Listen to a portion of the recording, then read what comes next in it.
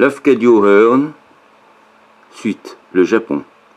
Elle se compose de nombreuses couches successives, de cultures étrangères superposées à la simple base indigène. L'ensemble est d'une complexité déconcertante. La majeure partie de cette culture est chinoise. Mais ce qui est le plus surprenant, c'est que, malgré tout, le caractère original du peuple et de la société japonaise est encore reconnaissable. Il ne faut pas chercher l'étrangeté ni le charme merveilleux du Japon dans ses emprunts innombrables.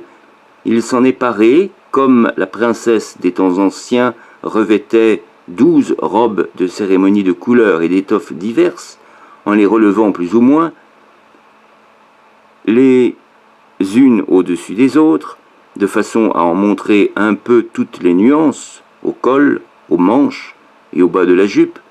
Non, ce qui est véritablement merveilleux au Japon, ce n'est point le vêtement, mais l'homme ou la femme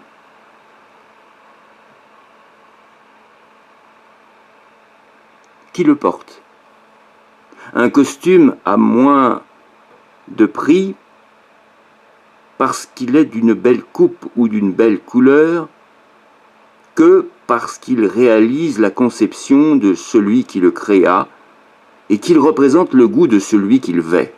Ainsi, l'intérêt suprême de la vieille civilisation japonaise est dans ce qu'elle conserve et exprime du caractère de la race, de ce caractère que tous les changements du Meiji ne sont pas encore parvenus à changer. Mieux vaudrait dire, du reste, qu'elle suggère, plutôt qu'elle n'exprime, ce caractère de la race, car il faut vraiment deviner celui-ci. Il nous serait sans doute plus aisé de le comprendre si nous possédions quelques documents sur ses origines, mais il nous manque encore. Les ethnologues sont d'accord pour affirmer que la race japonaise s'est formée d'un mélange de peuples et que l'élément mongol y domine. Mais cet élément dominant est représenté par deux types très distincts. L'un est mince, presque féminin d'aspect, l'autre est trapu et vigoureux. Dans certaines régions, on retrouve des traces de sang chinois et coréen. Et il semble qu'il y ait eu aussi un fort afflux de sang Aïno. On n'a pas pu déterminer s'il y avait aussi un élément malais ou polynésien.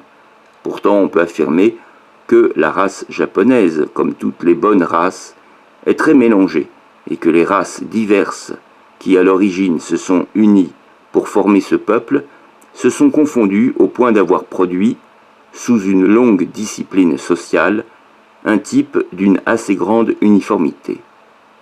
Mais bien que l'on reconnaisse immédiatement certains aspects de ce caractère, il présente encore pour nous bien des traits inexplicables. Cependant, il est très important de mieux connaître le caractère japonais. Le Japon est entré dans la concurrence mondiale, et la valeur d'un peuple dans cette lutte dépend autant de son caractère que de ses forces. Nous apprendrons à mieux comprendre le caractère japonais si nous arrivons à mieux déterminer dans quelles conditions il s'est formé, quels sont les grands faits généraux de l'expérience morale de la race.